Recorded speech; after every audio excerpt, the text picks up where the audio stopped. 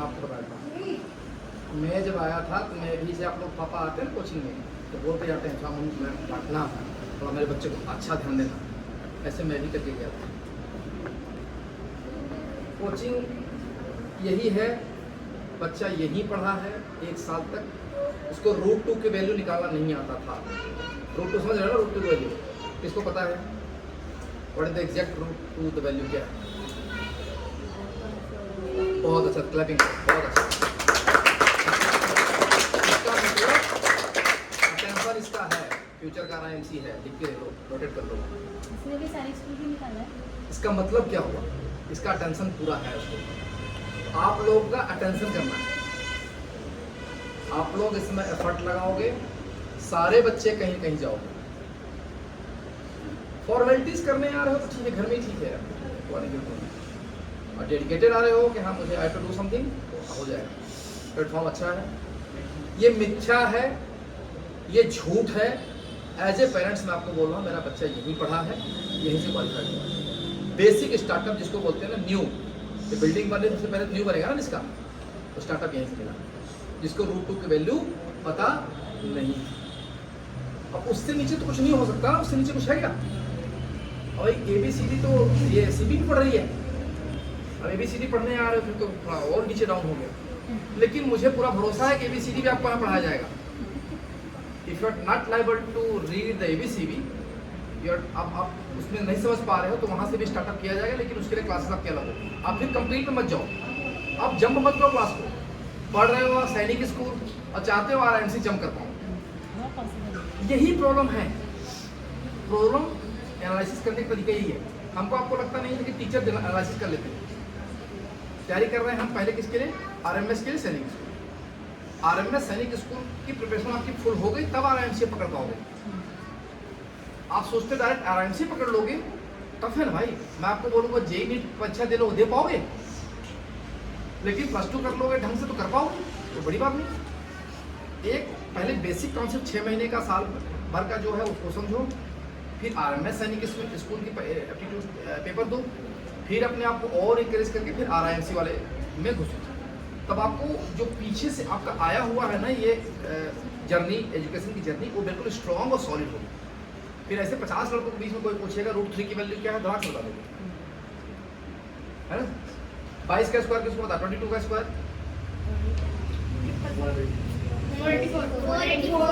देखो इतने हाथ खड़े हुए, इसका मतलब धीरे धीरे प्रोग्रेस कर रहे हो ना। ऐसे क्वेश्चन आते हैं धड़ाक से, फिर सब कॉन्शियस माइंड सोचना शुरू करता क्या? जिसका अटेंशन एजुकेशन पे है वो तो कर लेगा, जिसका अटेंशन दूसरी चीजों पे कैसे करना है? बात स्कूल वाले बच्चों से पूछे, उनको ये भी नहीं पता होगा इसके बारे में। स्कूल नहीं पता किसी को। बेसिक आप लोग बहुत अच्छे हैं, इस पे फोकस्ड करो।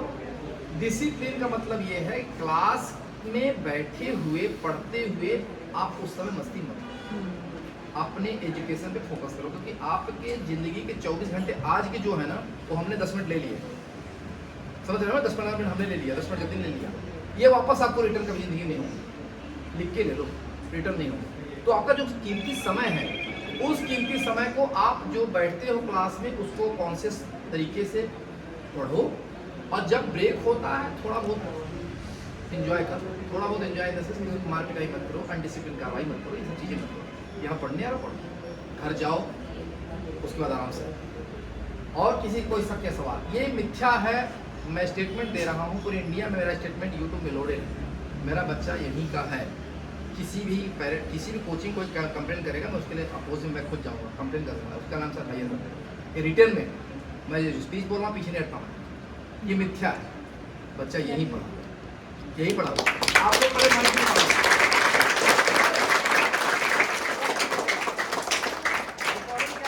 भरोसा, मैंने भरोसा तब से अभी तक किया है और फ्यूचर में करता रहूँगा।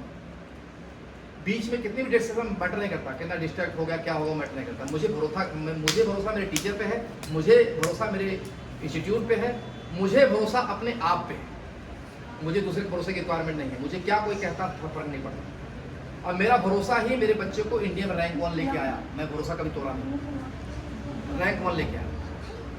और बच्ची भी है मेरी, पढ़ेगी, भरोसे के साथ छोड़ूंगा, पढ़ेगी वो भी लेके आएगी, भरोसा रखो। कोचिंग बदलने से आपका दिमाग नहीं बदलेगा, क्लियर कर लो। किसी भी कोचिंग में एक जगह बैठे हो, वहाँ आराम से मन लगा के पढ़ते रहो, उसी डायरेक्शन में पढ़ते रहो, 100% वहाँ उसी कोचिंग को आप लीड करके लेके जाओगे। क्लियर है? कोचिंग आपको नहीं है, कोचिंग को आप लीड करके ले जाओगे। हाँ मैं हूँ, मैं आपकी कोचिंग को लीड करके लेके जाऊँगा। मुझे प्लेटफॉर्म ये दीजिए, मुझे टीचर ये चाहिए, मुझे मेरे कॉन्टेंट्स क्लियर नहीं हो रहे, मेरे ये टीचर समझ में नहीं आ रहा, मुझे रिपीट की रिक्वायरमेंट है, वो आपको सब मिलेगा। आपके डाउट्स क्लियर होने हैं, मिलेंगे। अनडिसिप्लिन में रहोगे, नहीं मिलेंगे। बहुत सारे बच्चे आते हैं, हो सकता है 50 है, 50 रिटर्न हो जाएगी ना सिलेक्शन ऐसे तब पढ़ेगा, सारे 50 सेलेक्ट हो जाओ। आपके एजुकेशन को पढ़ेगा, आपको क्या चाहिए वो यहाँ मिलेगा। मैं कोई एडवर्टाइजमेंट नहीं कर रहा हूँ, मैं अभी मेरे को आप लोगों ने देखा नहीं देखा, बहुत कम आता हूँ। आप देखिए बेटा, तो मैं आता हूँ, इसका मतलब यही है कि मेरे कोचिंग्स लगाओ। मैं क्यों आऊँगा? मेरा बच्चा तारायण सिंह जैसे सार्थक भी मिलने आया था आप लोगों से, आते रहते सारे बच्चे वैसे ही जतिन हैं। अब आप लोग आराम से हो जाओगे जब, तो मैम कहें कोचिंग चलता रहेगा तो आप अपनी कोचिंग में नहीं आओगे? आओगे, निश्चित रूप से आओगे। दिल करेगा चलो मिल के आता हूँ, यही दिल का लगा था, कोचिंग यही छोड़ जाता। बाकी सब ठीक है, एंजॉय करो फिर, ठीक है? ओके बेटा।